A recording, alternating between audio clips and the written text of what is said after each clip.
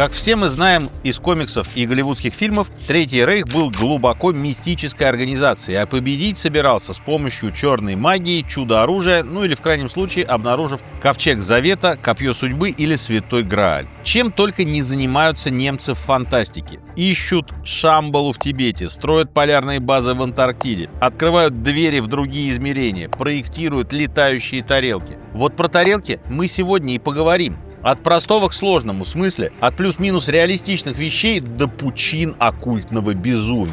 В этой истории есть древние атланты, пришельцы, дисколеты с черными крестами, а также, внезапно, музыкальная группа Foo Fighters. Уточним на всякий случай, что все экстремистские организации и идеологии, упомянутые в этом видео, мы глубоко осуждаем и совершенно не поддерживаем. Но начать стоит с того, что один немецкий летательный аппарат с дискообразным крылом действительно известен достоверно. Построил его фермер-энтузиаст по имени Артур Заак. Еще в 1938 году он приехал на соревнования авиамоделистов в Лейпциг и привез свою модель. Это было что-то вроде плоского блина с моторчиком. Блин весьма заинтересовал генерал-инспектора Эрнста Удета, одного из больших начальников Люфтваффе. Заку предложили продолжить исследование, постепенно увеличивая размеры модели. В 1944 году был закончен первый пилотируемый прототип, получивший название АС-6. Он имел дискообразное крыло из полотна и фанеры, а кабину, двигатель и другие важные детали взяли от серийных самолетов. Приличного двигателя, правда, под рукой не нашлось, так что летал дисколет очень средний. Рейх эта конструкция спасти не успела и вскоре погибла на аэродроме под ударом американских бомбардировщиков. Американские летчики этого, скорее всего, даже не заметили. Их гораздо сильнее интересовали более загадочные феномены. С 1944 года экипажи союзников начали отмечать в своих отчетах неопознанные и очень яркие летающие объекты, носившиеся на больших скоростях рядом с бомбардировщиками, летавшими бомбить Германию. Эти огненные шары ни на кого не нападали, но сильно напрягали пилотов своей неопознанностью. Было абсолютно непонятно, это что вообще такое? Версии выдвигались самые разные. Испытание секретного оружия, оптическая иллюзия, атмосферные явления типа огней Святого Эльма. У летчиков огненные шары получили название Foo Fighters. Бессмысленное слово «фу» было взято у одного комика 30-х годов и означало в данном случае, что происходит какая-то чепуха. Загадка так и осталась нераскрытой, но теперь вы знаете, в честь чего Дэйв Гролл назвал свой музыкальный коллектив. О летающих тарелках пока речи не было, их только предстояло изобрести. Произошло это так. Днем 24 июня 1947 года простой американец по имени Кеннет Арнольд летел на своем легком самолете по рабочим делам. По дороге он завернул в район горы Рейнир, и там, в Каскадных горах, незадолго до того разбился военный транспортный самолет. Из-за его обнаружения обещали 5000 тех еще долларов. Погода была безоблачная, но транспортник Кеннет не нашел. Зато нашел 9 одинаковых серебристых объектов, которые летели над горами с небывалой скоростью, выстроившись в цепочку. Что характерно, сам первооткрыватель никогда не настаивал на том, что видел инопланетян. Он был уверен, что наткнулся на испытание каких-то секретных, но вполне земных самолетов. Журналистам он описывал объекты так. Плоские, серповидные формы двигались примерно как камень или блюдце, пущенное по поверхности воды. Сказали журналисты, пришельцы. Значит, на блюдцах летают. Ну, понятно. Маховик сенсации было не остановить, и вскоре тарелки начали наблюдать во всех штатах. Началась настоящая тарелкомания. Вскоре появился и канонический дизайн. Это заслуга человека по имени Джордж Адамски, уфолог и оккультист. Адамский известен как первый контактер. Он утверждал, что пришельцы свозили его на Венеру. В доказательство он показывал фотографии инопланетных летательных аппаратов. Один из них был удивительно похож на плафон от фонаря из популярного универмага. Он-то и стал каноническим. Неизвестно, что думали об этом немецкие ученые, которые после разгрома нацистской Германии расселились по миру кто куда. Кого-то, как ракетчиков Вернера фон Брауна, забрали себе американцы. Сотрудников фирм Юнкерс и Хенкель, наоборот, вывезли в Советский Союз и сделали для них в будущей Дубне отдельное немецкое КБ. Другие сбежали, например, в Аргентину, как братья Хортоны, которые пытались то продать свои бомбардировщики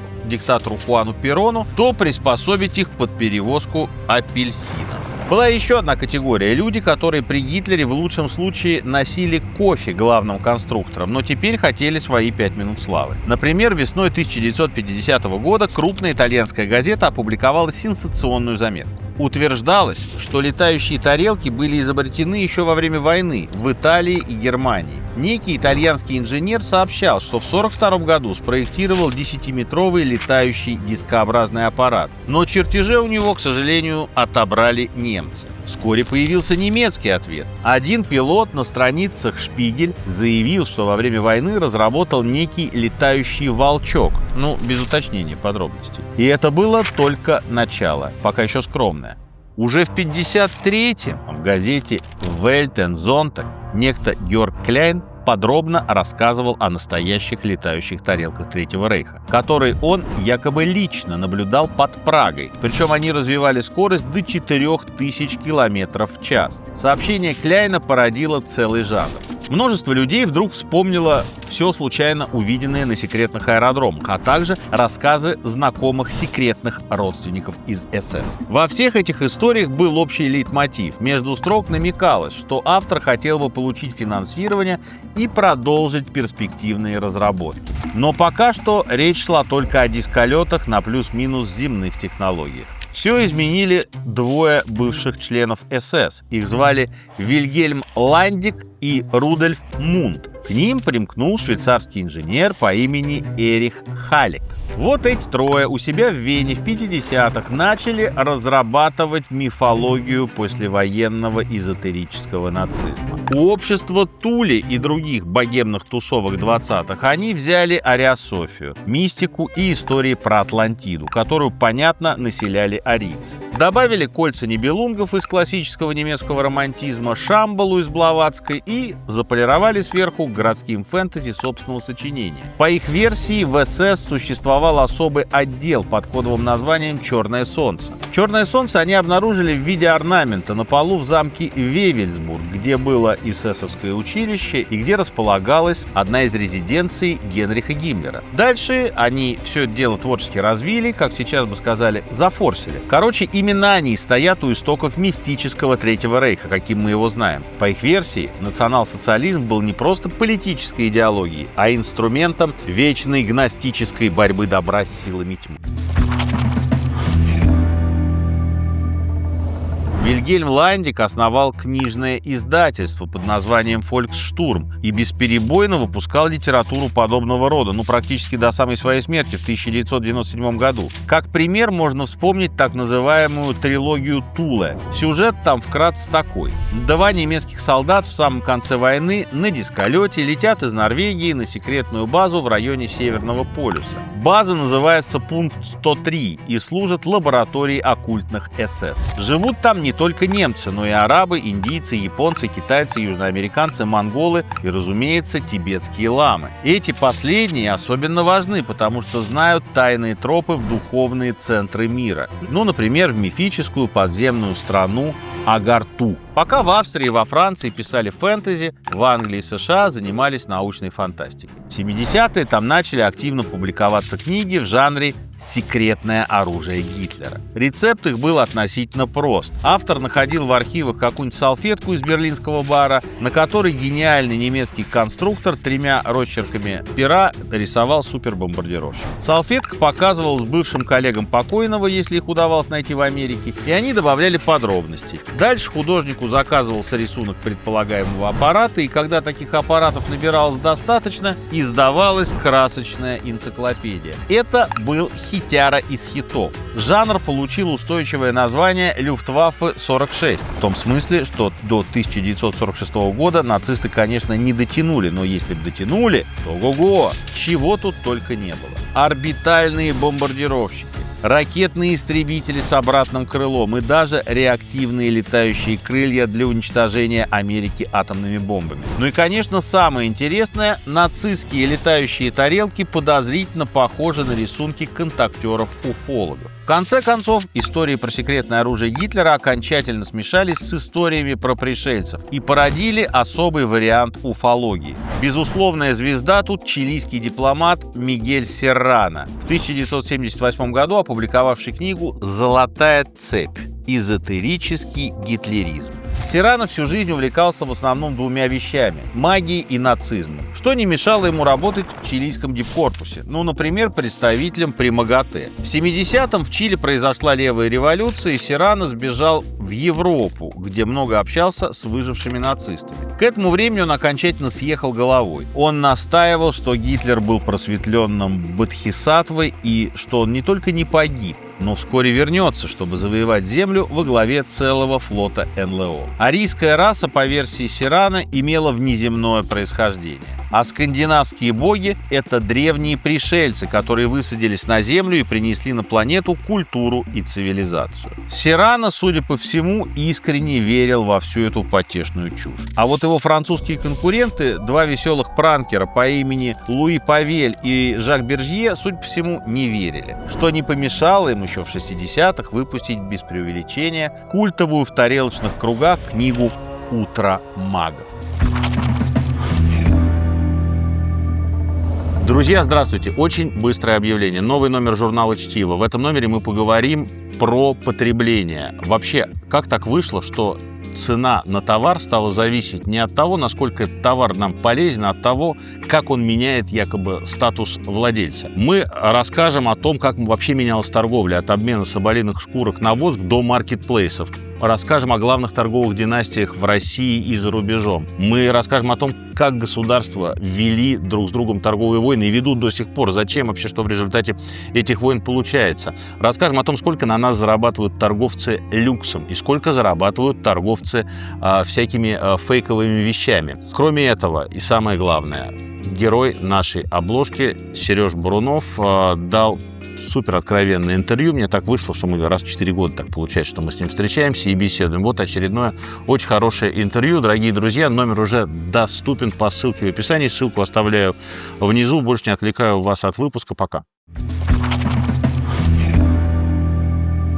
Павель и Бержье стригли деньги с публики с помощью потрясающих историй про тайные оккультные ордена и боевых магов СС на фронтах Второй мировой. Этим двум принадлежит заслуга популяризации одного из главных элементов тарелочного мифа, так называемой энергии Врил. Сам термин придумали не они. Его еще в 1871 году изобрел для описания некой могучей силы викторианский автор Эдвард Булвер Литтон. «Утро магов» поставило эту идею на службу эзотерическому нацизму. Именно на энергии Врил, а вовсе не на авиационном керосине, работали нацистские летающие тарелки. Ну а Третьим рейхом управляло одноименное оккультное общество. Задачи общества Врил были самые широкие, и особенно они расширились после того, как идею творчески развили ультраправые уфологи 80-х Юрген Ратхофер и Ральф Этель. Им уже было очевидно, что общество Врил занималось в первую очередь подготовкой телепатов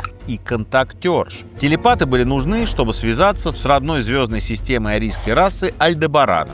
Контактерши набирали исключительно длинноволосых арийских блондинок с длинными ногами. По заданию Гитлера они мысленно связывались с галактической прародиной ариев, откуда получали советы по наведению порядка на Земле. К советам были приложены чертежи антигравитационных двигателей для постройки целого флота немецких НЛО. Про все это выпускались книги и даже снимались документальные фильмы. Именно Ратхофер и Этель – авторы канонического дизайна нацистского космического корабля. От образа контактерш в конце концов решили отказаться, но сами аппараты оставили. Причем взяли за основу классические тарелки Адамски из 50-х. Их просто перекрасили в немецкий камуфляж и приделали орудия. К тарелкам прилагался еще космический авианосец Андромеда Герат, но он в культуре не прижился. А вот тарелки прижились. Они получили название Ханебу. Утверждается, что на языке древних египтян это означает «чужак» или «варвар». С тех пор боевые космические блюдца нацистов перелетают из книги в книгу и из фильма в фильм. Продаются даже сборные модели, которые можно склеить и поставить себе на полку. При этом, разумеется, стоит помнить, что реальных нацистов не спасли ни продвинутые танки, ни реактивные истребители, ни первые баллистические ракеты, ни другие достижения передовой военной науки. К 1945 году советская армия добилась на Восточном фронте полного превосходства. Настолько подавляющего, что Гитлеру, скорее всего, не помогла бы даже летающая тарелка с полным баком энергии Врил.